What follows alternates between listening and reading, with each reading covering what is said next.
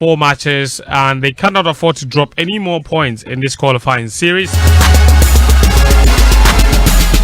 Thomas Partey has made a return to the squad. Last time he was in Ghana's squad was back in September.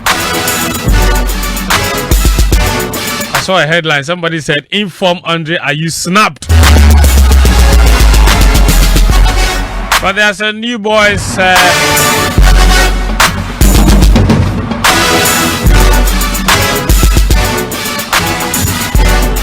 So we'll go through that list. Arsenal's goalkeeper Benjamin Asare, he has been named in the squad as one of the goalkeepers, and we will see whether he actually gets to play, but good for him.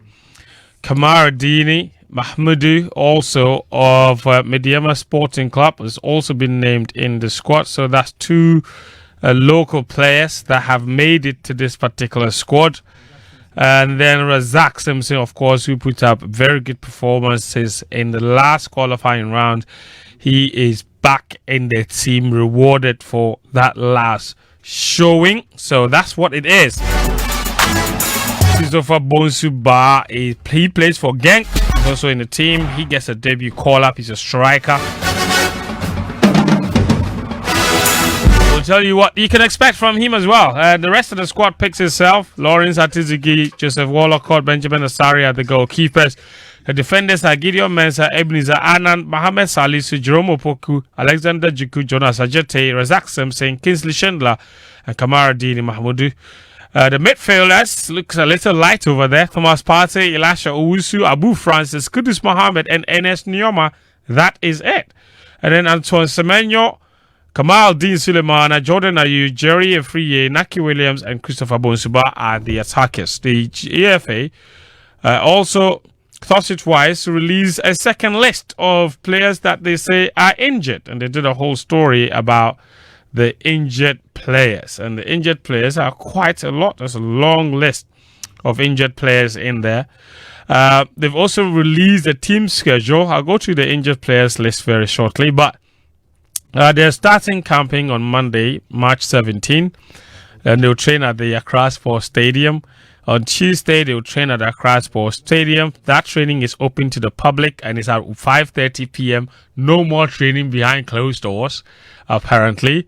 So everyone listening to me on Tuesday, go to the Accra Sports Stadium and watch the team train. It's open to the public.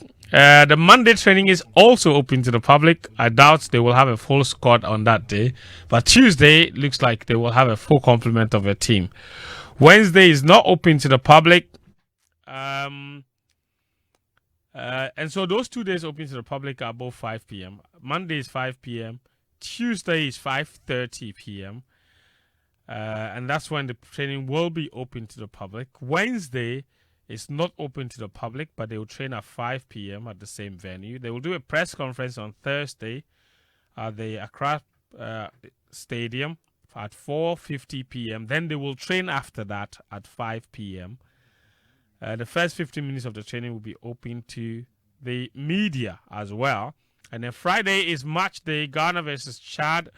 They've not indicated a kickoff time, which is a little weird. But I think we will see when that match will be played. Now, hold on. I think I just have an idea when it will be played. That's the time that the opposing team will train, is the kickoff time, not the Ghana training time. So that's usually how it works. So, but I've got the kickoff time here. It's at 7 p.m. It's at 7 p.m. That's what's been indicated here, pending any further changes. So, Otto Addo looks like he's a completely different person now. The FA look like they are open to being friendly and being relatable and what have you. So we'll see.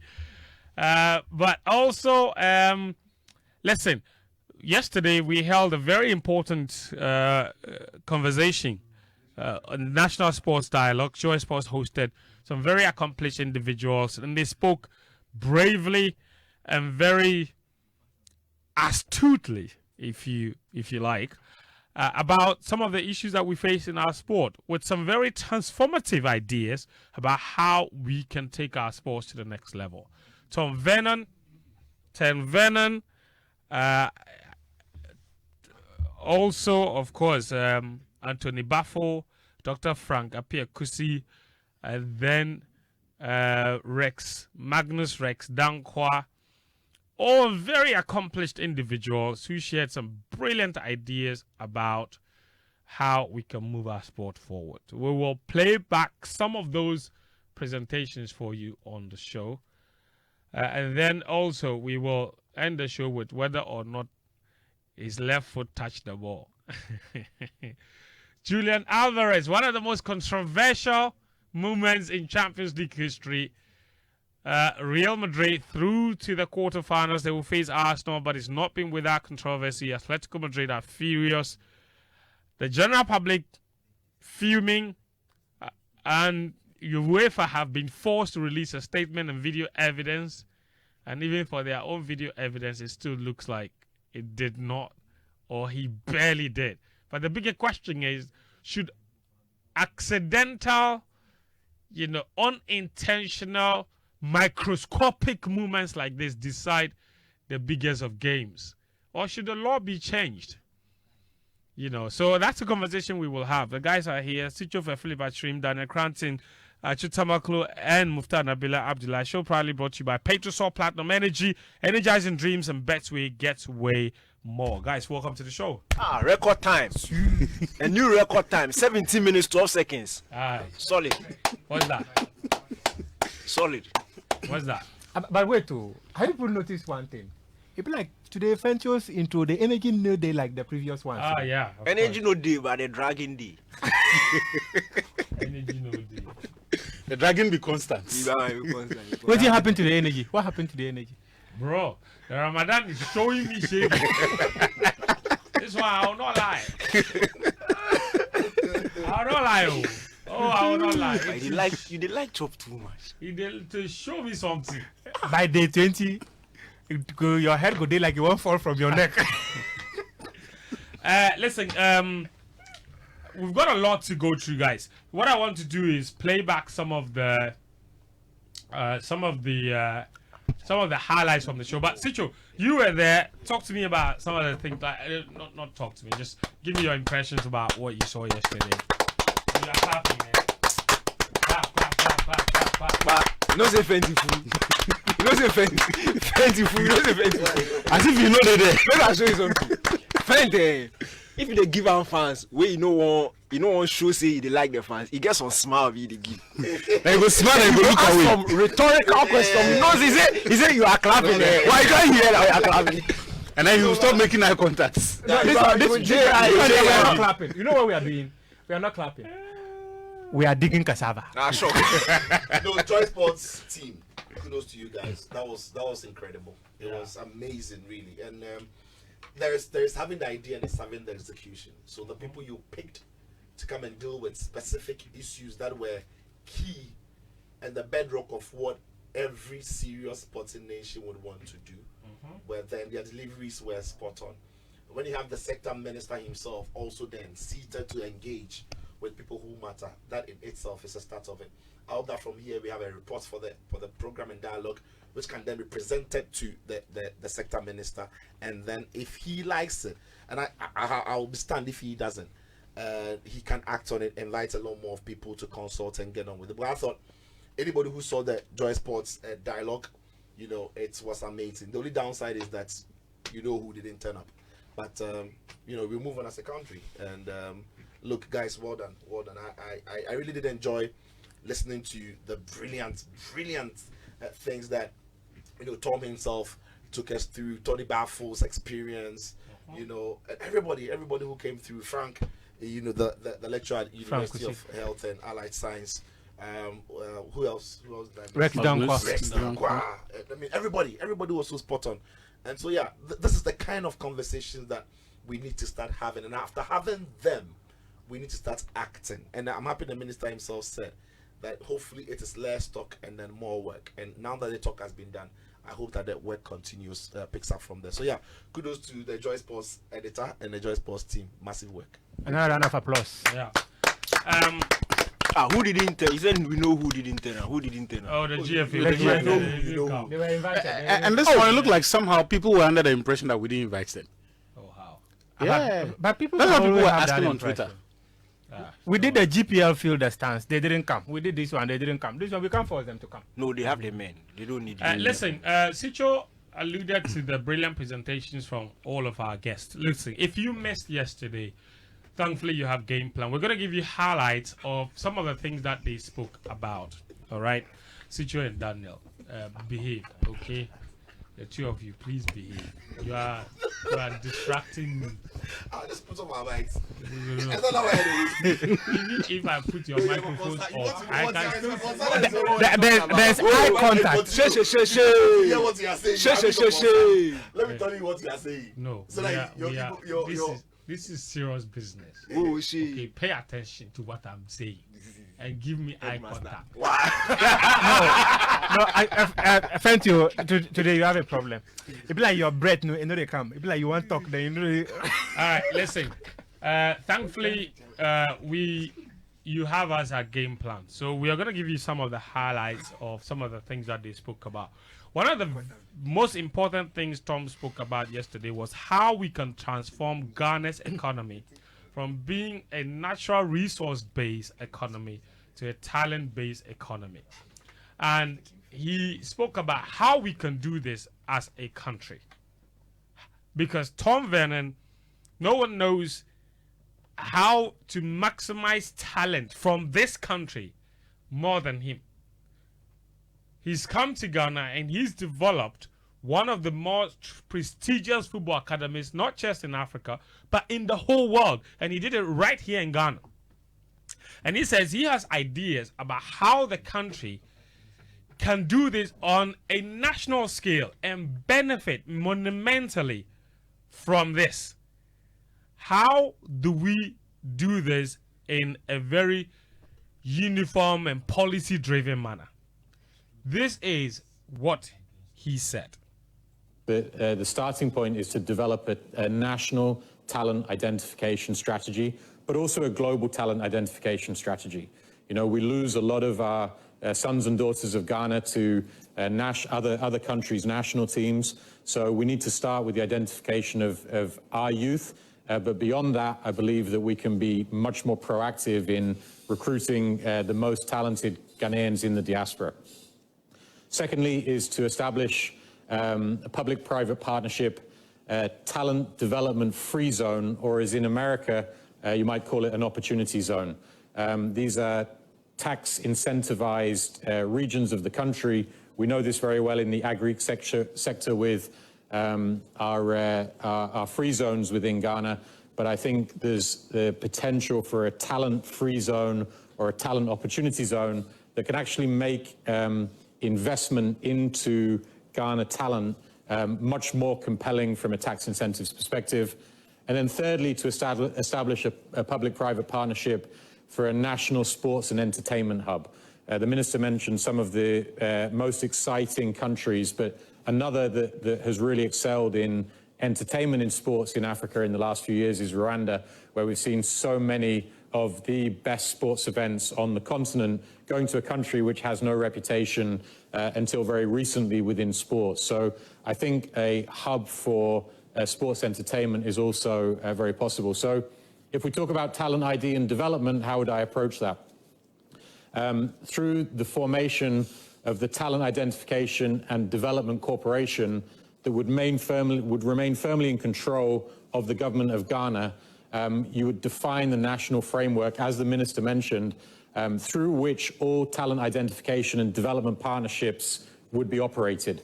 And this, I think, is a crucial point, because when people talk about attracting investment into Ghana sports, if we take football specifically, we haven't struggled to attract investment, we've struggled to retain it. Ajax, Feyenoord and Red Bull combined probably invested 100 million euros into their academies in Ghana, and they've all left.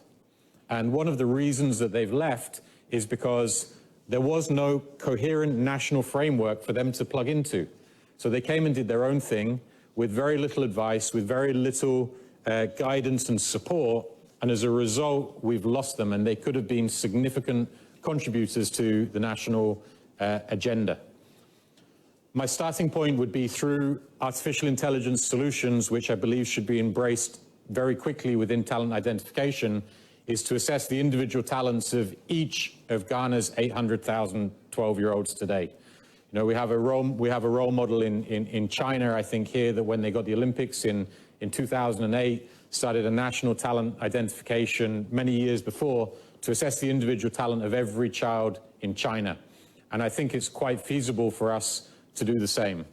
And then I would propose that the best 800 across a multi-sports solution come into a Ghana talent-free zone, a Ghana talent opportunity zone that has multiple incentive structures for local and foreign partners to invest into this free zone, to develop the 800 best each year that we've identified through a national talent identification model. And then I think one of the big commercial opportunities for us is if we are identifying, if we are trialing all of Ghana's 12-year-olds every year, how do we retain communication with those 800,000 children? At the moment, Facebook retained that communication, and Facebook derive all the revenues from communication with our children in Ghana. If we scout our kids in Ghana, why don't we retain communication with them and own our own digital assets that can communicate and develop our children rather than allowing that conversation? All right, so that's aspects of Tom Vernon's conversation there. Now, he wasn't the only one, you know, who shared some brilliant ideas. Now, he also spoke about one of the issues that Ghana has faced and why a lot of top corporations do not necessarily stay in Ghana.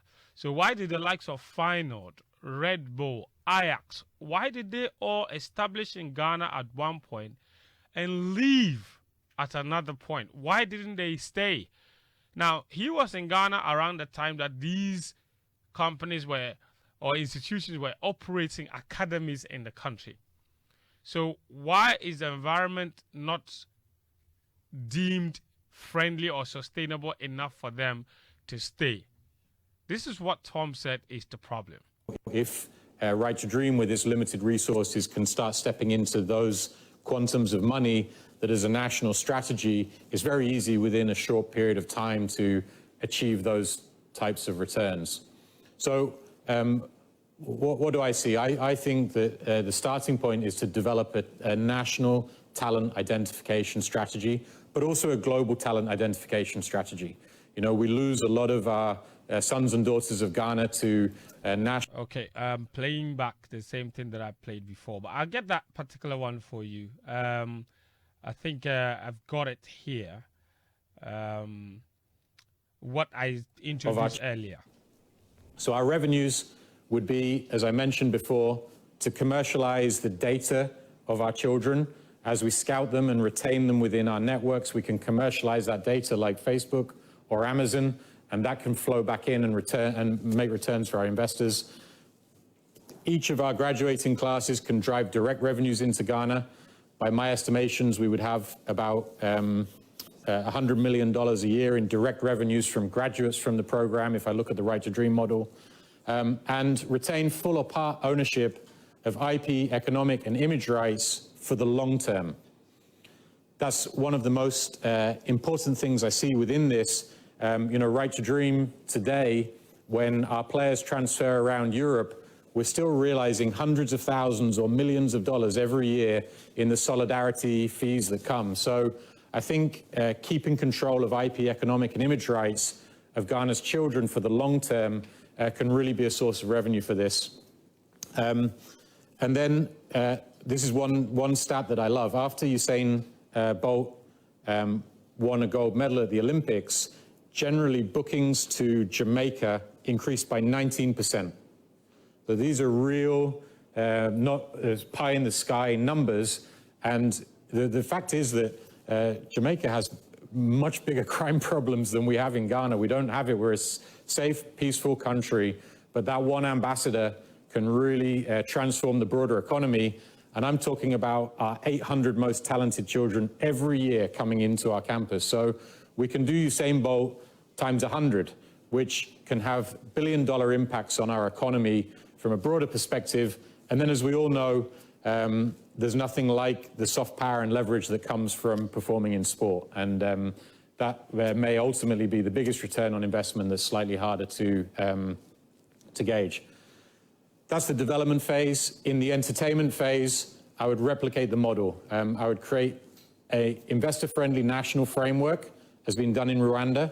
We've recently invested in the MLS, which is an investor-friendly framework. We don't have those investor-friendly frameworks at the moment in place in much of Ghana sports. So I would build the entertainment hub. As people can see, I'm a fan of Akosombo. I would put it there as well. I think it's a beautiful place with Senchi and the other hotels to combine going to watch sports, but also to relax and enjoy and be away for the weekend. So, and from that, I would establish our own local and international franchises that compete there, our own BAL franchise and so on, but also from there buy our own clubs and our own sports franchises outside as well, so that our talent can go and compete under our name and generate our revenues. And then I would use that to attract in the Diamond League, the ATP, the WTA, the BAL, the NBA, Red Bull, Riyadh Season, boxing. I think the global market is desperate for African locations. When Lewis Hamilton took a holiday to Africa 2-3 years ago, he left saying, I'm going to make sure that Formula One comes to Africa. And now they're within a hair's breadth of going to Rwanda. And I used to sit in my local spot in Akosombo and tell people one day F1 should be here. And people thought we were completely mad. And maybe we still are in terms of where Ghana sports is today. But the fact is F1 is going to Rwanda, which is unimaginable. So if we put our hub together and we create the incentives, you know, it was a previous leader of your party, Minister, Professor Atta Mills, who said direct foreign investment knows no nationality. It goes where it's most welcome. So we just need to create that welcoming environment, because the appetite for sub-Saharan Africa to be on the global circuit for these sports is very strong. Wow, wonderful, superb. Listen, the idea of creating an entertainment hub in Ghana and putting all the facilities there at one place, it's a no-brainer, an absolute no-brainer. And it's giving out the ideas for free and the Joy Sports National Dialogue. So imagine creating one like that somewhere in Akosombo with tennis courts, with basketball courts, an indoor mini stadium that can host ATP competitions, track that can host athletics competitions, and even the bigger dream could be building an F1 track over there. And Akosombo is perfect. The weather is amazing. The land is vast. The hotels are there. As he mentioned, Royal Senchi is there. A few more hotels can set up there. And you look at the Volta River cruises that happen around there, it would become massively attractive. But there has to be a national framework for where we want to go with our sports. To do something like this, heavy investment is required, even for conferencing. I think it's one thing that they didn't mention about Rwanda. That's one of the things, conferencing. Now FIFA does congresses there. F1 does congress there in Rwanda. All these entities and institutions are going to Rwanda because they've made the environment friendly. You know, there is, because in the Akosombo area, you put up a facility like this with proper management structures in place. There is no reason people would not come there for business. There's no reason ATP Tour would not come there. There's no reason we cannot host a Continental Tour Gold event in athletics. There's no reason that Arena cannot host a boxing world title fight. There's no reason it cannot host a BAL event. So, you know, He shared so many more ideas. It's on YouTube. Please find it on the Joy News channel. Just type in Tom Vennon's presentation at Joy Sports National Dialogue. You can find the whole presentation. Now, Tony Baffo also made massive suggestions about maximizing stadium infrastructure, because, he's been working and he's coordinator over 150 events for CAF and FIFA. He's been to the very best of stadia, the very worst of stadia. And he made a compelling case for why we are underutilizing our stadium infrastructure. So let me play back some of what he said as well. If I speak about crisis management, I don't think we think about crisis. One thing I've learned in Germany is always to think about the aftermath, positive or negative. In Germany, we always said before the game is after the game, and after the game is before the game. Sometimes when we come into the Accra Sports Stadium, we see the VIP, thousands of cars in front. So when there's an evacuation, it's going to be catastrophic. But in Ghana, we always say, "Ebeye, nyame wo," until really something happens.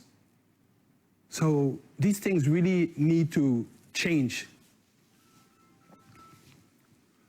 Stadium-specific infrastructure management.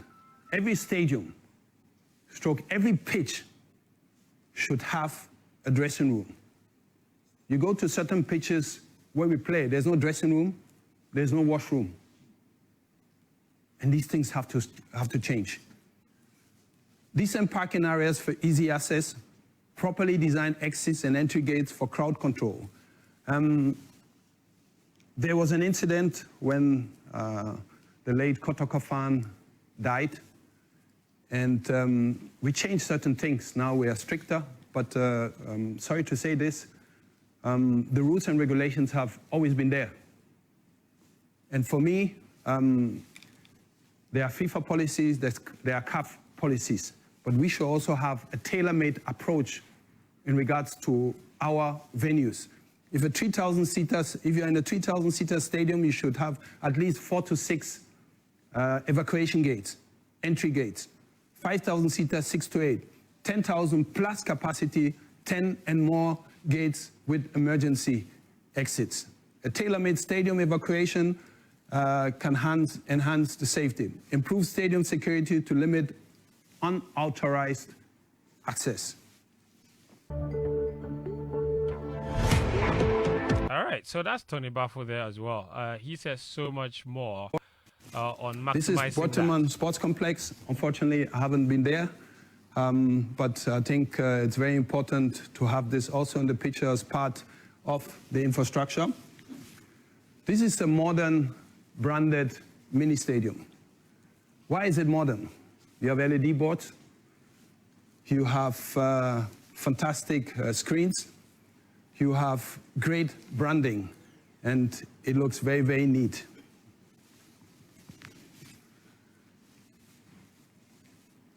I think the last time Chief Rex Dankwa is there, we had the pitch cover in our stadium, was the opening match in 2008.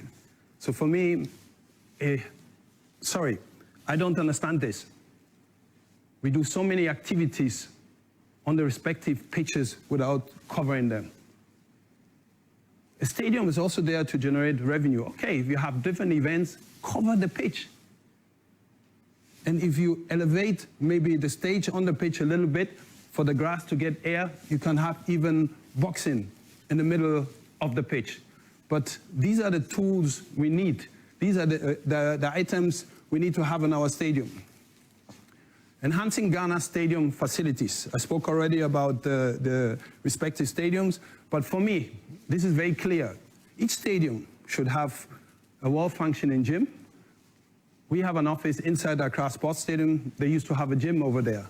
People come every day to walk, but you see, it's not even paved.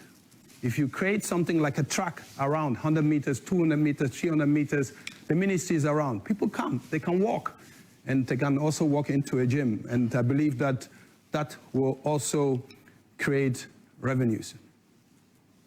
Hospitality area. We don't take hospitality serious.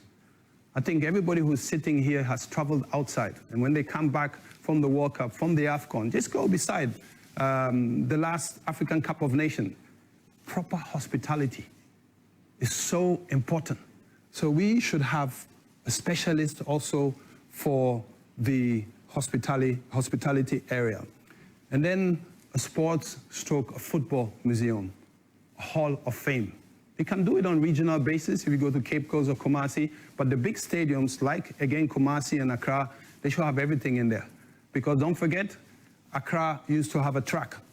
And people like Ignatius Gezia, Aziz Zakari, and so on, they were really impressing us in the stadium. So adequate, strong signage for all venues. Clearly marked gates and entry points. And most of all, which is very important, a VOC. We call it VOC, a Venue Operation Center. But I'll show you how a VOC looks like.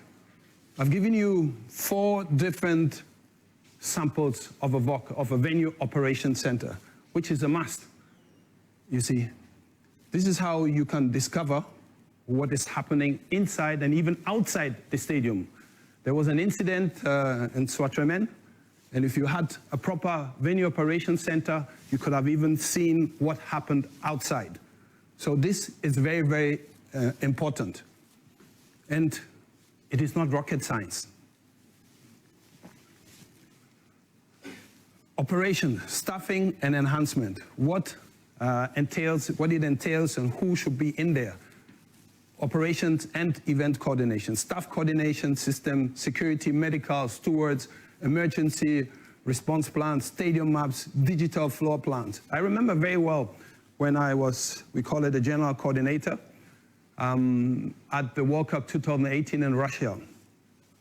One ball got lost within the fans. In the VOC, they saw exactly who got the ball. So they sent somebody in and he brought the ball back. So you're always in control, and this is very, very important. The essential staffing, stadium operations manager, oversee the entire operation, security, safety personnel. Security today is so important and is key. If I talk about security, our stadiums, everybody can enter. Just anyhow, everybody can enter. You don't know who the person is, anybody can enter. And these are things we really need to change if we really want to head a step forward. So, all right. So, listen, Tony Bafo's presentation, wonderful things to learn from that as well. We've uploaded that full presentation. You can find it on YouTube on the Joineys channel as well. Just typing Anthony Bafo's full presentation on the National Sports Dialogue on maximizing stadium infrastructure in Ghana.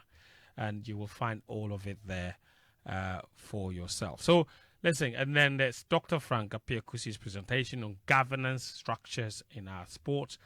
And so many. Magnus Rex Dankwa also made a presentation on how we can build quality infrastructure and what have you. We had Mauku Afajinu also made a presentation. He's the executive vice president of the Africa Table Tennis Federation. Also made a presentation about how we can incorporate the recreation aspect of our sports or our sports and recreation ministry to create a long-lasting legacy and make meaningful impact in our communities. There were contributions from others, including the Director General of the Winneba Sports College, Mr.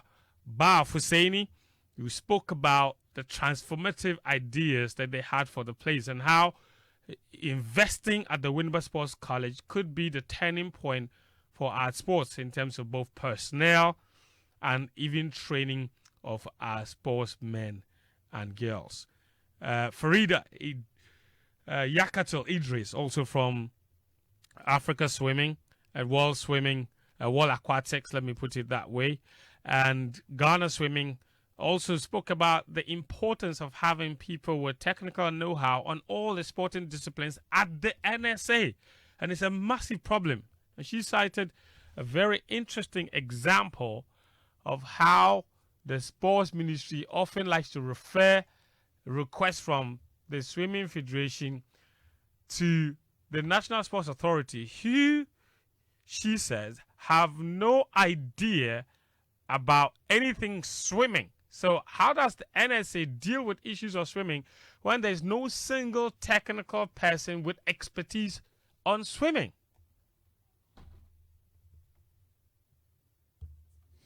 If I want to start talking, I don't think we'll end it now. Give us a bit of it. Give us a bit. Because it seems swimming has been left solely to the federation. We hardly get any funding from the Ministry of Youth and Sports. Which is now yes, Sports and Ministry Recreation. of Sports and Recreation. Thank you. But within our small quarters, we are able to raise funds through our network, and then with the help of the International Federation, we get scholarship, especially when we got the hosting right for the African Games. I'm sure a lot of Ghanaians will think that, oh, Abeku, how did he get to the medal? It was a deliberate preparation.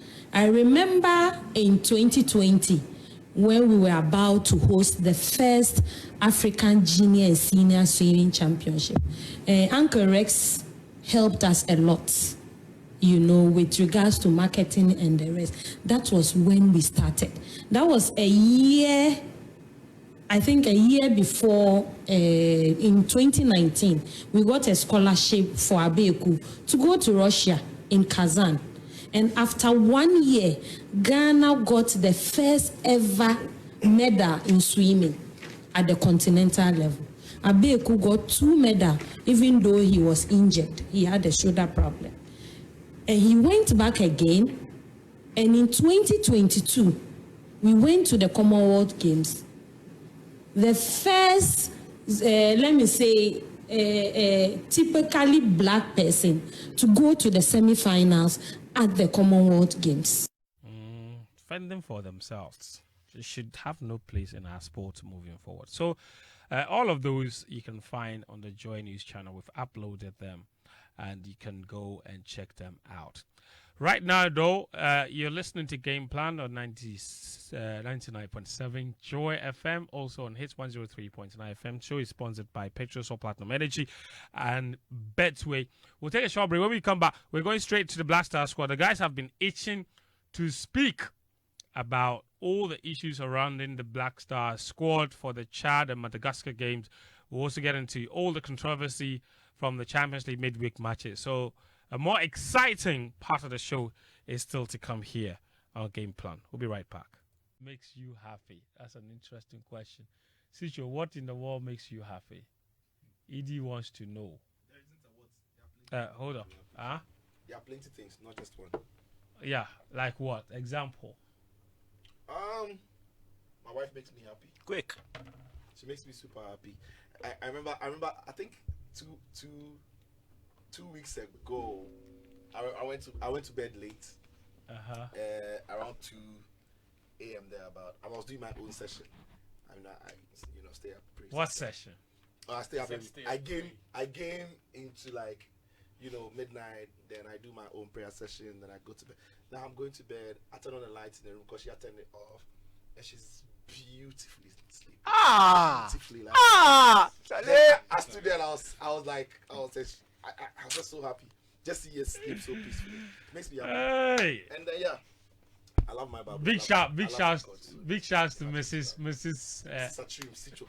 Atrim Selassie. Karen. Yeah. Wow, you're a found. Oh man, Ninije.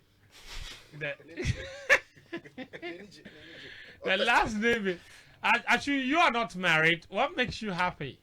Money. You don't have it. It means you've never been happy. The mother chop You are trying to tell me that I'm perpetually broke. No, I'm just. You don't get money. Don't get money.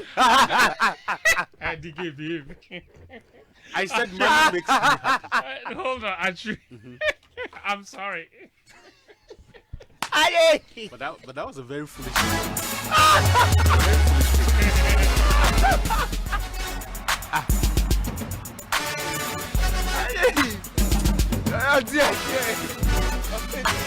Oh God. It's the reason you gave the very foolish response. You've asked me what makes me happy. I said money. You've When I get money, He has never been happy. so you that you are my friend. You that. All right. Okay, guys. Let's get serious. Oh, wait. On hindsight, his You that answer you're- should have been, what is happiness? Wait, Wait. you that you are Hold my on, friend. guys. Slow down. One at When a was time. the last time you gave me money? One at a time. Actually, please, DK, behave. Stop laughing. Okay.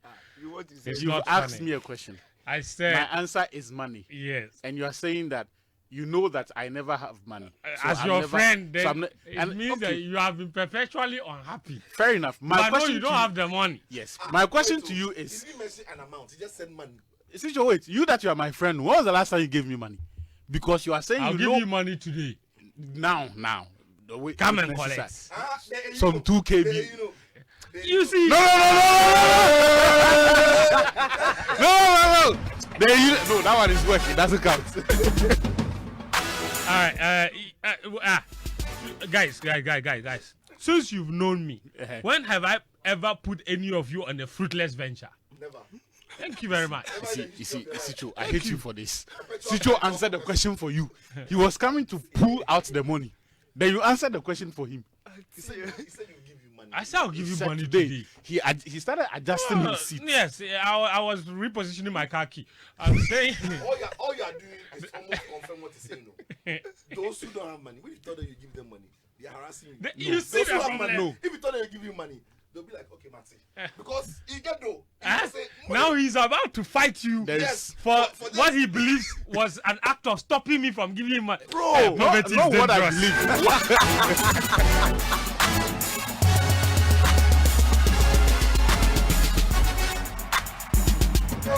Actually, you're just giving yourself away. Oh. Nothing like too much money. There is nothing like too much money. See, All right, money makes you a former happy. boss of That's mine. that's a fair A question. former boss of mine, you know him. He once said, "Get a lot of money, you know. Yeah, It fixes a lot of nonsense." that's no In that fact. tone. Fact. Look, what's the saying about money? That money is not everything, right?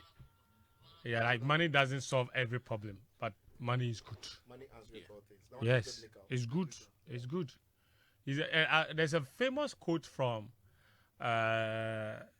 this Netflix series that I like very much. The one with the lady drug cartel queen. Ozark. What? Is it Ozark? No. It's Mexican drug cartel queen. Queen of the South. Yes, Yeah, I've seen that. Queen of the South. She says, "I've been poor and I've been rich. Trust me, rich is better." Rich is better. You know, so I get your point. Then again, what makes you happy? My wife, family. I see. Bingo. Yeah. Yeah, lots of things make you happy. Yeah, your wife makes you happy.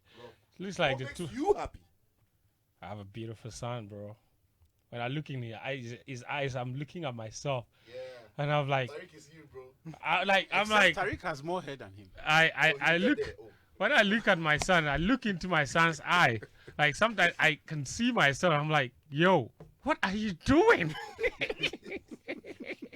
Like, what are you doing in this world? It's hard out here, bro. Tariq is you. Like, and he doesn't seem to have a clue what's happening. I don't know. It's like, yo, He doesn't pay bills. you know what? He doesn't pay bills. He's not, He doesn't pay bills. Like, Originally, all he does is run around. He wants you to chase him around the house all the time. It's man, but yeah, and you know, when I look into his eyes, you know, I can see that. You know, you never know love until you have a kid.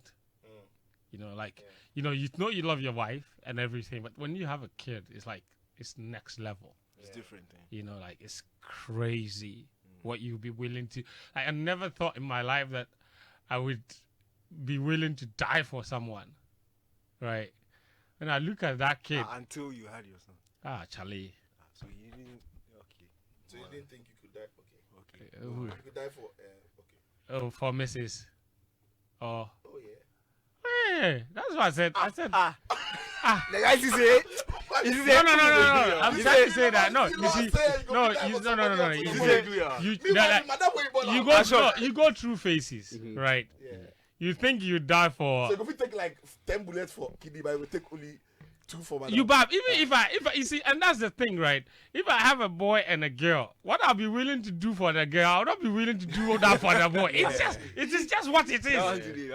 You know, it's fact. So like, there are different levels.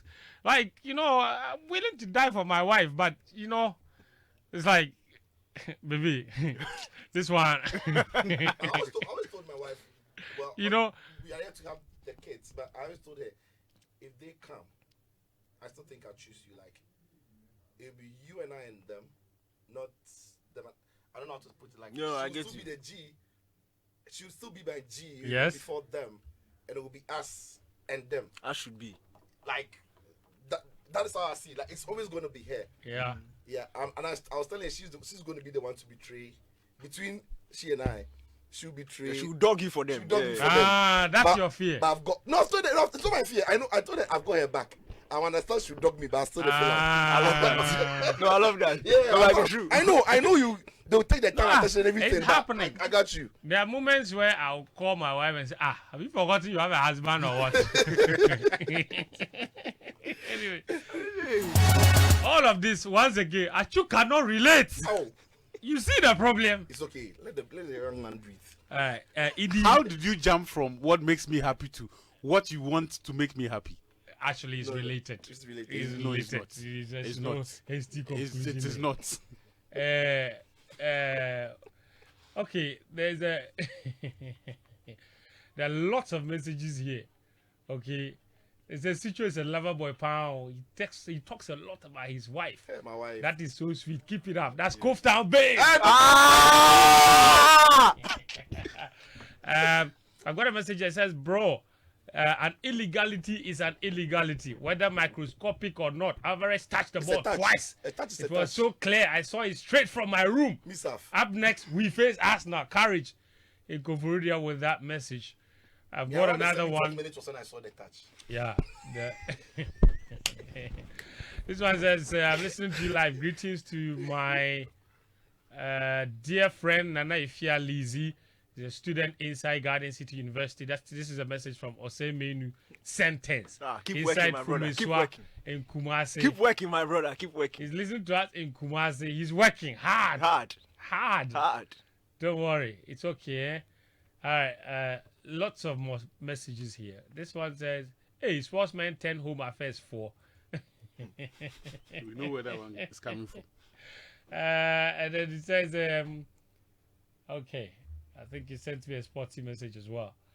Okay, all right. No, we have turned into home affairs people. All right. Fent, the Swimming Association and the other federations must check their constitution again. The sports law allowed the NSA to send general secretaries to these federations on secondment so they can help them organize their books. But the federations insisted on their independence and kicked these secretaries out. Mm-hmm. We can't blame the NSA all the time. And also, But here's the question, though: if you ask the NSA to send, do they have enough secretaries to send to all these 46 federations that they have? I don't think that's what she was talking about. But even that, She was talking about the expertise. yes. On yeah, swimming. Yes. in NSA. In But NSA. even on that same point, Rexanko mentioned something that answers your question about a lot of the federations being Accra federations and not necessarily national federations because they have no base in any of the other regions. They have no operations, nothing. Their only presence is in Accra, and majority of their activities are directly linked to foreign travels. Give us money. We are going to Morocco for competition. So if you look through all of the specifications, all of the requirements that should make a national federations, a lot of these federations will not even meet it. So they will automatically cancel themselves from the line and should cease to exist. All right, listen, guys. Let's talk quickly about the Blaster squad. It's out now. I've gone through the squad for the purposes of emphasis. Let me just mention the squad again. and then you tell me your impressions about the squad and what do you think, what you've learned from the last few months since the AFCON debacle. And it's been a long last few months, to be honest. Lawrence Atizigi, 3 goalkeepers, Joseph Wollacott, Benjamin Asare. The defenders are Kamaruddin Mahmoudou of Mediama, Kingsley Schindler of Samsunspor in Turkey, Razak Simpson of Nations FC here in the Ghana Premier League, Jonas Ajeti of FC Basel, Alexander Jiku of Fenerbahce, Mohamed Salisu of AS Monaco, Ebenezer Annan of Red Star Belgrade, and Gideon Mensah of AJ Auxerre. The midfielders are Thomas Partey of Arsenal, Elisha Owusu of AJ Auxerre, Abu Francis of Cercle Brugge, Kudus Mohammed of West Ham United, and Enes Nyama of Olympique Lyonnais. He scored in his last 2 matches. The forwards are Anton Semenyo, having a season of his life at AFC Bournemouth. Kamaldeen Sulemana of Southampton is back from injury. Jordan Ayew of Leicester City is also in the squad. Jerry Afriye, he just made a move to CD Lugo in Spain. Inaki Williams of Athletic Bilbao and Christopher Bonsuba of Genk in Belgium also makes the squad. Sichove, quick thoughts. Any major surprises there? The balance of the squad? Yeah, no real major surprise. The only surprise would be the obvious that wasn't going to happen, but many thought might sneak in. Andre Ayew snapped. The Black Star captain Andre Ayew, he snubbed. Yeah, because he's played well. He's done whatever any other player a Ghanaian could do to earn a collar, but it's just a personal decision from the coach to move on from him, and I respect that. You see that in football, where there are some experienced heads, good players, but managers just want to move on from certain people and create a new atmosphere. So that was the only name that was coming up, and many thought maybe we could invite him back to the team. The answer has been no. Other than that, I think there are no surprises, and it's just about the strongest the coach could have put together. Any other player could have been just a subjective opinion of others. I'm not sure there is any controversy anywhere, especially having also communicated the players that they have consulted or they have contacted but are injured, likes of Tariq Lamptey, Majida Shimiru, which means that they were in the thinking, but because of their injuries, they couldn't make it to the team. So yeah, I think it's. This is literally one of those squads that had nothing to talk about, to be fair to Otto, except to wish them well, right? Yeah. To be fair to Otto, since he took the job, he's barely had named the squad that has brought about any controversy or whatsoever. Unlike Siki. Yeah, Siki, I've mentioned your name. Even Good afternoon. Siki now, if he names correct, they mention the names, I'll be distressed because maybe he writes up. But Siki did some things. He knows his players, he's not distressed. Let me find out audio. He go bad and I go say, Christian Paris. So yeah, we wish Otto well because it's a crucial doubleheader. Or it's a crucial 2 games that he's got. And it's on paper, it is the best possible fixtures that he could have got. Yeah. Chad at home and Madagascar away. If he gets those 6 points, he puts Ghana in a very good place to secure a place for the next World Cup in the US and Mexico and Canada. The AFCON disaster is gone. And credit to Otto, when he took over the job, it was the World Cup qualifiers really that brought about the hope that many thought that he could go on and do it in the AFCON, and he failed because he won two straight games to bring Ghana back to the fore. And so he needs to win these 2 games. It's not about, in these 2 games, for me, really, it's not about how well the team plays. It's not about 3 points. The coordination and blah, blah, blah, and all of that. In football, there are times where all you need is the results. And this is the moment where all Otto Addo needs is the results. It's been months since the AFCON disappointment. Now he's got an opportunity to make up for that disappointment.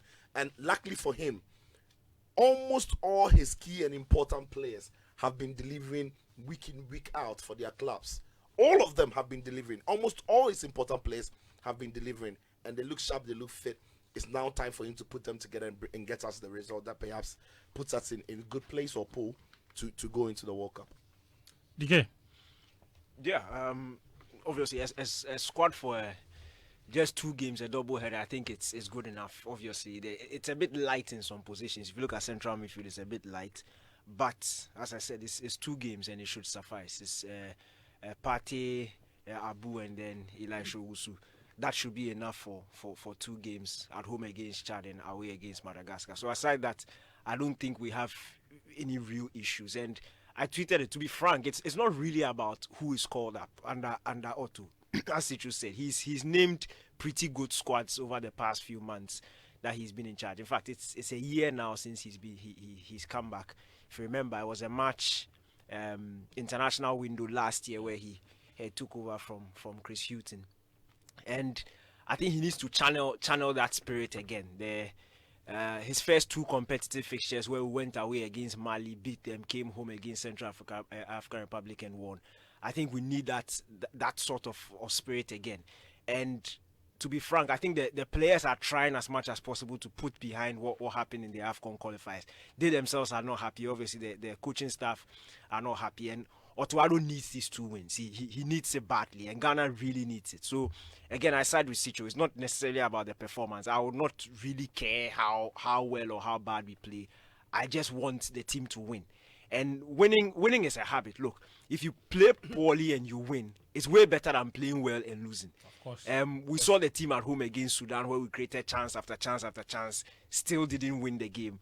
And there were people who were very dissatisfied. So that thing where people talk about performances, if you win over a certain period of time and it's becoming a habit, nobody's really going to look at performances. And I think where the team has reached, it's not about how well they play. They just need to win. They need to know that there's some certain luck behind them where they can get the result. And that is very important. And as Icho has said, look, the best possible fixture list on paper is what we have now. At home against Chad and away against Madagascar. It's really important for the team to put behind what happened last year and then get back to winning ways. Hopefully get this. And if you look at the fixtures that Comoros have, there's a high chance that if we get 6 points, we will be on top of the table by the end of this window, which is what we want. Obviously, this group stage is not the end of the qualifiers. After this, we'll still go and play a playoff. But it's better to be part of the playoff than to be kicked out at this point. So these 2 games are really important, and I wish the team all the best. Achu, thoughts on the 2 matches and the squad, if any? I think it's a fairly good squad. I was thinking maybe we could have seen 1 or more central midfielders in the team, but the question I also asked myself was who, if not these 3, or who else could we have drafted into that team? Perhaps it also gives a sense of what Otto's thinking is. We may be seeing the back 3 again. We may be seeing 2 in the middle again. So, and generally, just as Danny and Sicho have indicated, our problems we've never really had issues with the pool of players that he picks from. What has been problematic is the fact that for a long time, and in the year that Otto has been around, we have not only looked completely disfigured, we have looked significantly worse with each passing game. And this has been a period where almost all of our key players have been doing very well at club level, right? So, yes, just like now, they've always come into the national team on the back of a very good form. Be it Bilbao, Bournemouth, West Ham, wherever, irrespective of the league, our players just seem to be able to find their rhythm when they are not in the national team. So I'm not too excited about this because our players are doing well because, as I've said, we've seen this before.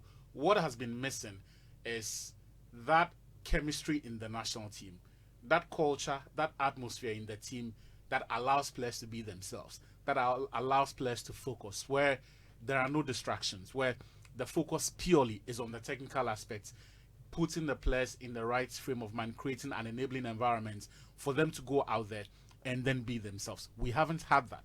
Every now and then it's this person giving speeches. Every now and then it's reports of players not being happy about this or that. Those are the things that Otto needs to confront.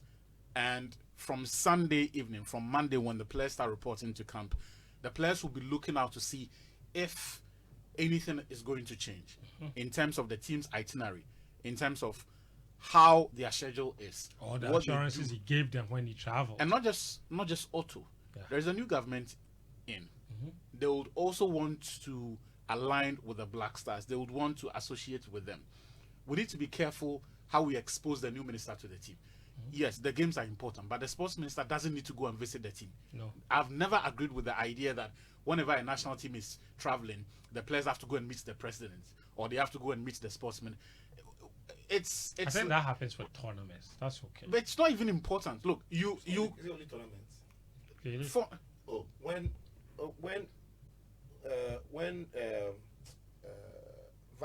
ex-vice president Baumia, When to give them the money. the promise that he will build a new stadium for them. it was it Kumasi. tournaments? No, it wasn't.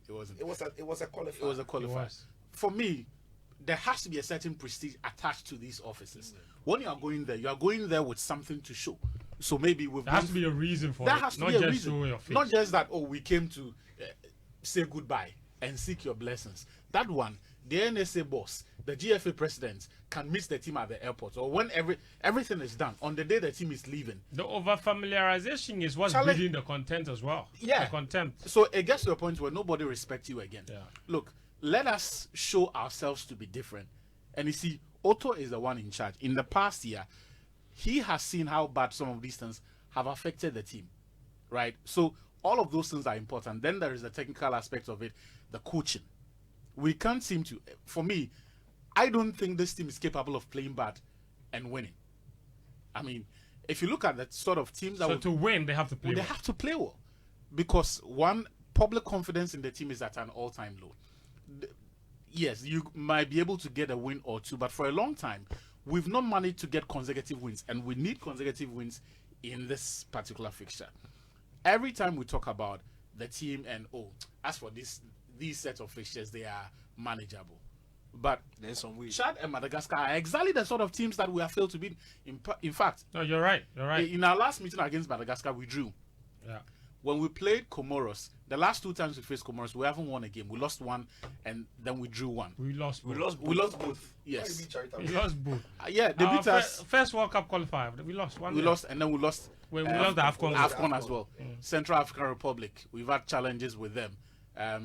Angola. But we won. Yeah, Oh shit. but I said we had challenges with them. It took a Jordan hat. And then there was the Angola game. We all know what happened last year in the qualifiers. Sudan, Niger. Games that we thought were manageable. So look, Players who can't even play in the USFC meters. so I'm not very excited. We've been here before, but the good thing, just like Ankra said yesterday, is we know what the problems are. Oh, by the way, If we- congrats to him, UNSA boss. Yeah. Yeah, for Fuankra. Yeah.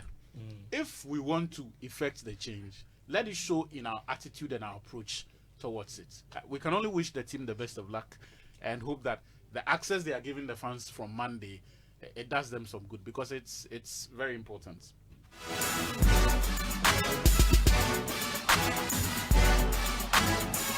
So Victor Achutamaklo with his thoughts there here on Game Plan 99.7. Joy FM is the dial. Also 103.9. Hits FM is live there.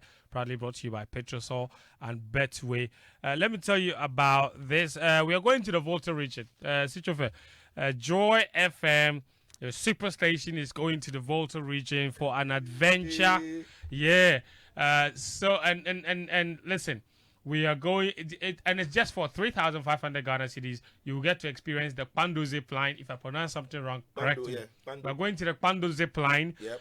And Tafe, Tape. Atome, Monkey Sanctuary.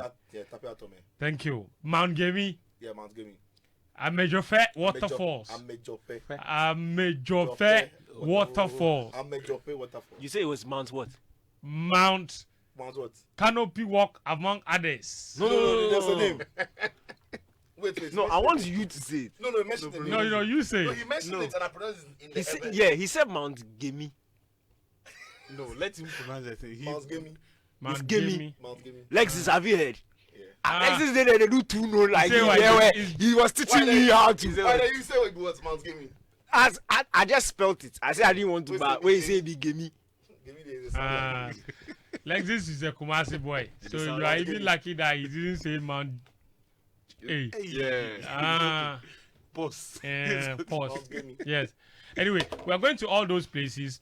And this 3,500 cities includes your transportation costs, meals, all tours, and a 2-night stay at the Plage Volta Serene Hotel with Bobobo experience, variety Volta of Serene is local beautiful. dishes, nightclub session with DJ Black, movies, a cruise on the Dodi World, lunch and entertainment, all of that for 3,500 Ghana cedis. So join the trip. It's on the 21st from 21st to 23rd of March. But I'm a 70 Japanese. Yeah, 21st to 23rd 23rd March. So just send a momo. Send the momo. You ask him No the meaning hidden of what cost. he Too. said. No hidden cost. Friends, you ask him the meaning of what he just said. No, I'm not interested. You think every listener is an ever? Uh, You think every listener is an ever to understand what he just said? Did what he said? He said it in ever. What did he say? He said, I'm a shaman, a jagbana miai. There are two ever people here, so you can translate. You want to translate the thing, so Translate the thing. Yes. So what did he Means say? Everyone should do well so that we go. All of us, we're going together. Okay. And how do you say it? I'm a shaman. I'm a shaman. Yes. Uh-huh. Everyone. Yes. Go on. Nejegbagba. Nejegbagba. Yes. But in pronouncing it, you Nejegbagba. Nejegbagba. Na miayi. Na So miayi. Na yanko. Yes. So Yes, that one I understand. it was the last word remaining, so we knew. Anyway, so if you want to go, just send your Momo to 059 303 8842. 059 303 8842. The Momo name on it is Daniel Boyfu. When you are sending the money, kindly reference your full name. Then you take a screenshot and then send to the same number after payment on WhatsApp, okay? The closing date for payment is 18th March 2025. And so much is happening because Wooding are sponsors, and Wooding are saying that buy 3 or 4 ready-to-wear clothes or 18 yards of fabric and get free fabrics. Vibe Ghana, Vibe Wooding, and then there's Serene Insurance. They are also sponsors, the new face of insurance, and then Ekumfi Fruits and Juices, nature's best healthy choice. Then the Volta Adventure, experience it joyfully. And they are sharing Ekumfi Fruit Juice throughout the whole trip, free, all as part of it. So that is all pretty amazing, right? Pretty amazing. Also, if you want to refresh yourself with lunch, bitter malt, it's amazing for you. Enjoy the rich taste of 100% true malt today and get yourself a bitter malt. You go with that amazing lunch. That's banku and pepper and fish, or that hot wache. The best Ghanaian meals are best enjoyed with bitter malt. Bitter malt. Enjoy it and discover the rich taste of 100% true malt today. All right. Now, also, Beyond the Walls is here. Have you ever set foot inside a prison before, Sicho? No. I have. On a tour? No, my classmate used to work as a prisons officer, so I used to visit him a lot at the maximum security prison at, what's it called? The place in the Central Region. Central Region? Yeah, it's in the Central Region. The only prison there in the Central is the maximum security, or was it? How have I forgotten? Then he quit the job. And that's the last time that I was there. Anyway, do you know did you know that some prisoners fear freedom more than confinement, dreading the stigma that awaits them outside? And is it really true that presidential amnesty is reserved only for the powerful and privileged? Well, this March, prepare to be shaken as Image Bureau, April Communications, and Joe FM, in partnership with the UN family in Ghana and led by the Joint United Nations Program on HIV and AIDS, bring you Beyond the Walls, a gripping George Quay original play directed by Na Ashoko. So come see the insides of the Nsawan female prison live at the National Theatre on Saturday 29th and Sunday 30th March 2025 at 4 p.m. and 8 p.m. each day. Tickets are selling now and fast. It's a cool 200 Ghana cedis. Go to imagebureaugh.com to buy one, or dial *714 *46 hash. *714 *46 hash. Beyond the Walls is a powerful story of stigma, redemption, and second chances. It will move you, challenge you, and change the way you see the world. Do not miss it. For enquiries, please call 055 1313134. 055 1313134. Proudly supported by Knee Plants Car Rentals, Ghana Tourism Authority, the Ghana Publishing Company, Aquaba Mineral Water, and brought to you by UNESCO, Stanbic Bank, Joy FM, and the UN family in Ghana. Someone sent a message and said the name of the place is Ankafo Prison. Yes, Ankafo. Thank you very much. Our listeners are so helpful, so useful. Ankafo. Yeah. Big shouts to Machato Daniel. That's the guy. Yes, that's my classmate. Right. By the way, so Machato Daniel left Ghana Prison Service to go and work at GIG, at the Public Affairs Directorate. And then former President Addo appointed him as regional minister for OT region. Oh, that's him. Right. That's the guy. And when he became regional minister, he stopped answering my calls. So, Machato, now, what's up?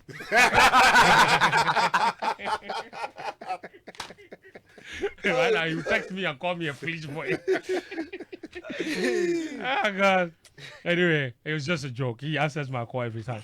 But it's crazy because the last government, I had 3 classmates that were ministers. Yeah, Minister of Information. Yes, exactly. Yeah. Fatima. Fati was my classmate. Yeah. And Machato, and all of us sat in the same class at Lagos. Level 100, level 200. Then Machato ran away from the English department and went to finish with history. He couldn't. Machato kill me today. Expect his call after the show. Yeah, but Fati finished. Fati finished. She went through with it. And that's why she became information minister. Yeah, anyway. So that's that. So let's move it on then. Guys, Ishmael Yamsing and Associate is announcing a business roundtable 2025. Every year, thousands of Ghana's brightest minds seek better prospects abroad, leaving a gap in our workforce. How can Ghana inspire its talent to stay? Well, join David Ofosudote, Professor Mary Sitrana, and H.E. Dr. Amina Gurib Fakim, former president of Mauritius, Her Excellency, that is, at the 12th edition of the Ishmael Yamsing and Associates Business Roundtable to discuss managing the talent exodus, leveraging private-public partnership for growth at the Labad Beach Hotel. It's at 9 a.m. on the 7th of May, 2025. To register your attendance, text your name and organization to 0530 117202 or just email info@ieyamsing.com. All right, guys. Did it touch his foot or did he not touch his foot? Now, that's the question. To be or not to be. UEFA have been forced to release video evidence that his left foot touched the ball before the kick. And I'm referring to the penalty shootout in the Champions League round of 16 game between Atletico Madrid and Real Madrid. Real Madrid eventually, of course, won that penalty shootout after Julian Alvarez scored what looked like a perfect penalty until VAR intervened and said there was a double kick. And a double kick is against the rule. You can only touch the ball once. And there have been instances where VAR has intervened to overrule or disallow incidents of double touch. But the question really, there are 2 questions to be fair. One is, did he really touch the ball per the evidence that's been released? The second question is, should such a touch, or should the law be amended? Let me put it that way, because if that is the law, then a touch, however minute, is a touch, and it should be disallowed. But is it a very stupid law that has to be changed or thrown away? Guys, Sicho, first of all, where do you stand? People say it's a big machination, Real Madrid are just being favored, and blah, blah, blah. I mean, it's been a long week. Yeah, look, I think he got a touch on the ball. And the rule is the rule, as you said. Is it fair? I don't think it is. Should they review it? Yes, they should. What was the thinking behind the double touch thing? It was always about players not being able to take a touch and dribble past the goalkeeper. So it's a one-time shootout. Or players not being able to disguise their effort by kicking it against the other leg deliberately. But if a player is slipping into the ball and is touching it ever so slightly like that, there is absolutely no way the player is deliberately trying to cut the keeper off guard. But then when you also don't make it blankets, then it becomes a subjective matter for referees to decide what was deliberate and what was not. I think that's why he made it blanket. But now they have to go and rethink it. That what happens if that incident happens. But I get it. If the offender is the player who has double touched the ball, it cannot be a disadvantage to the goalkeeper or to the team that offender has made that incident against. So in the case of Real Madrid, you can't ask Julian Alvarez, who has offended them, to have a retake.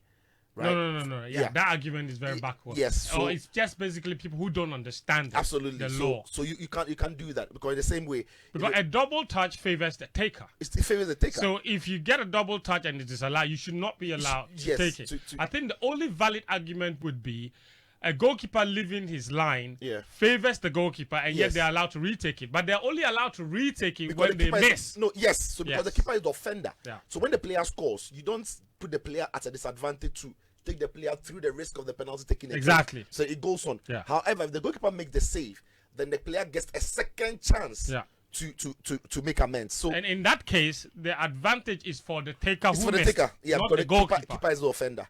Yeah. So I think they can relook at it. It was very unfortunate for Atletico Madrid. I think I've seen the footage. There are several angles. Some angles tell you there was no touch. The other angle that says there was a touch. The angle that UEFA released looks like there was the touch, even though it was ever so slightly. But yeah, the rule is the rule. The referee is not his fault. He had to apply the rule. But the question then is the rule still relevant as it is molded in today's football? I think it's no. And UEFA themselves said it. Can you imagine? They said that maybe IFAB. Yeah, they have to have a meet with them and they realize it. But there are many rules in sports that until they are really tested, you don't see them to revisit it. Exactly. And this one is being tested on the biggest of stages. Yeah. It's a huge game.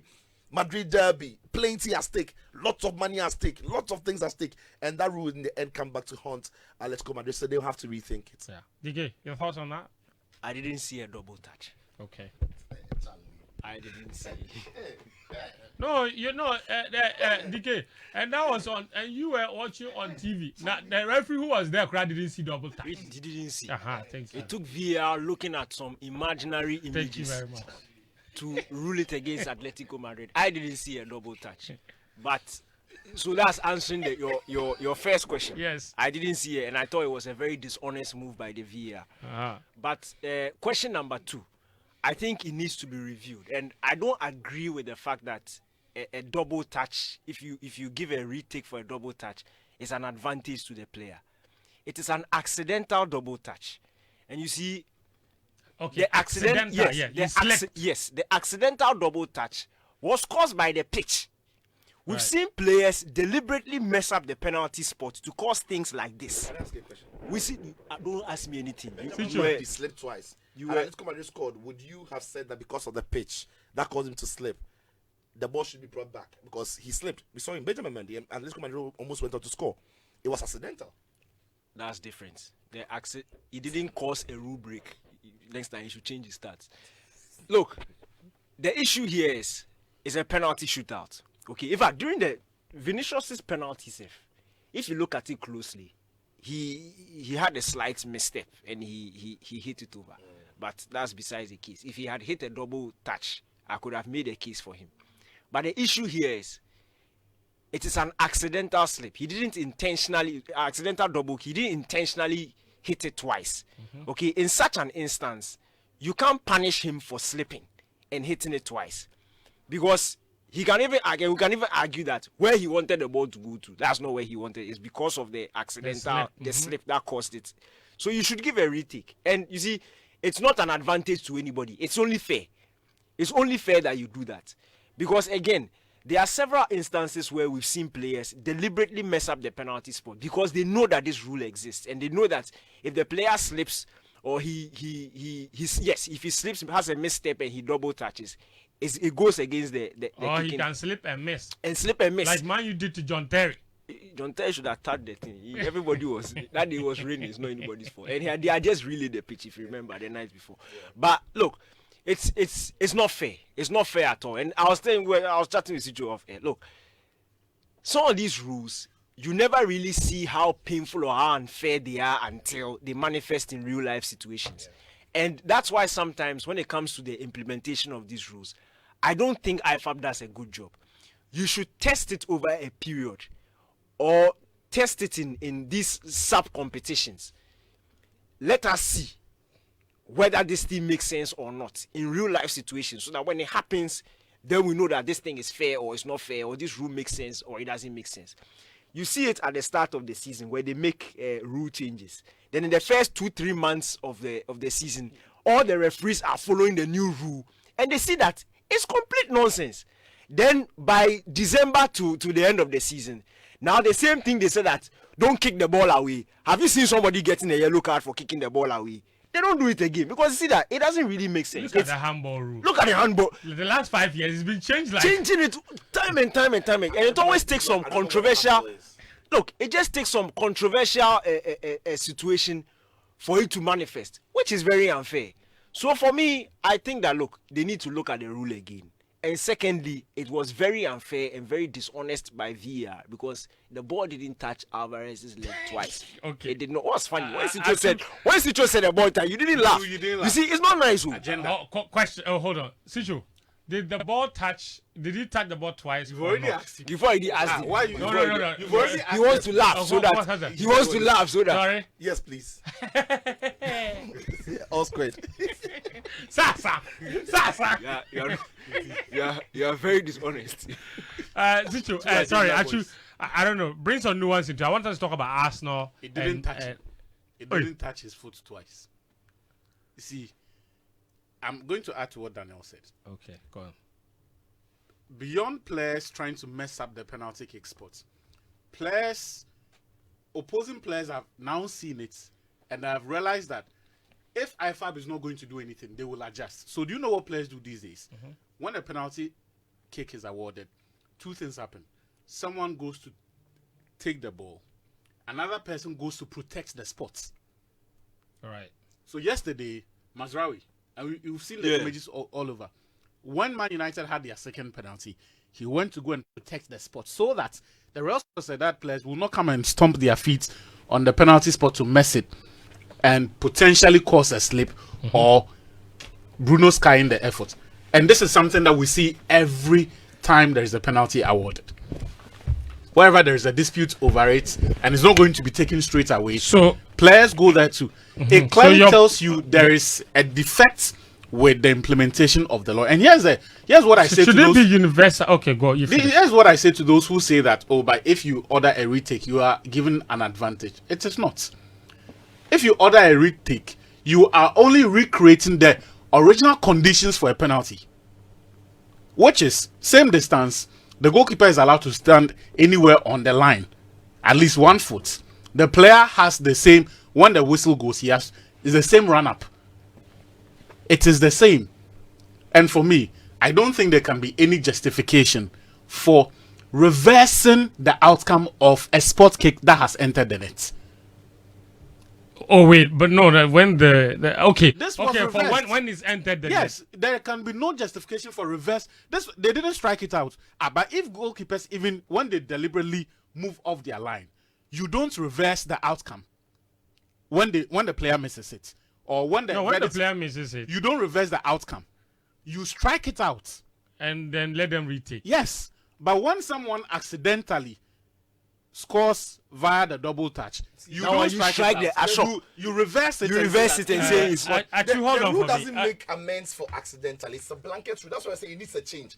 So when you introduce accidentally, but no. He's saying that when the keeper comes out of his line or comes off his line and saves the penalty, you strike out the outcome. You don't reverse it. You strike it out and give a retake. But when somebody has a double kick and scores, you don't strike it out. You say it's a in average situation. They said it was he had missed. Guys, hold on. Some people have questions here. Fen, ask Daniel where the unfair is. That the player double touch a penalty that scored, or that he could have missed with a single touch. But I clarified, they asked two questions. I said the first one, he didn't double touch. So don't ask me if there's a double touch. I've got another question here. This one says, Sam in Tabora says, good afternoon, Joy Sports. Please, what about the Real Madrid penalty that was denied, the Vinicius one? It wasn't a penalty. That was too close. Okay. His son was around him and it wasn't a penalty. Question answered. I've got another one here. This one said, Daniel is wrong. Please, players get sent off for accidental fouls all the time. And even accidental handballs are awarded penalties. I didn't, no. I didn't say players. I was making a specific rule about intentionally kicking the ball away after the whistle. We've seen a decline in yellow cards since the opening 3 months of the season. When you guys said accidental slip, and I'm saying that courage. Players have gone. Like, people get wrecked for accidental. Okay, guys, we don't have a referee. If a referee has an outrageous interpretation of the law, how does that become a reference point? Sika, How is that outrageous? hold on, It's not guys. outrageous, Hold that's on, not hold on. nonsense. They don't Sika, make room for accidental. hold on. Sika Togo from UG says Danny K just wants Salah to win the Ballon d'Or, so he wants money. I want Mbappe to win the Ballon d'Or. So how do I want Salah to win? Okay, I've got one last message about the rule. He says the law that ruled out Alvarez's penalty kick must be removed from the UEFA book. Papa Tieku, he sent us that particular message. And I've got another message from Koftan Babe who says that why are we always worrying Achu? She's packaging a wife for him. Interesting. Quick. I forgot that Ghana is not going to the AFCON. So which AFCON is Kamaldeen going to break the records? World Cup. The prophet said World prophecy. Cup. Stop misquoting the prophet. He said the World Cup. Lee Tojo from Tema says, I hope for the best for Ghana sport. Discipline is the key here. Charlie Fent, quick shout out to Viva Yogo guy at PJ. Viva Yogo guy. Today is his birthday. Okay. Today is his birthday. PJ, yeah. Big shout. Viva Yogo guy. Birthday. Yeah. Arsenal Chelsea. Nah, your match. That match. People are reading the Carabao Cup. You are talking about futures. Sunday, we are going to pit stop. That's why we are watching them. The Premier League trophy is in Accra. Yeah. Premier League trophy is in Accra. And I'll touch it before Ateta. Thank you guys. Sicho, Daniel, Achu, Mufta, Nabila, Abdullah. My name is Fentio Tahiru Fentio. This has been another episode of Game Plan. We are very grateful that you could join us here as always. We're back next Friday at 1:15 p.m. Until then, do take care of yourself and bye-bye. Up next is BBC World Service.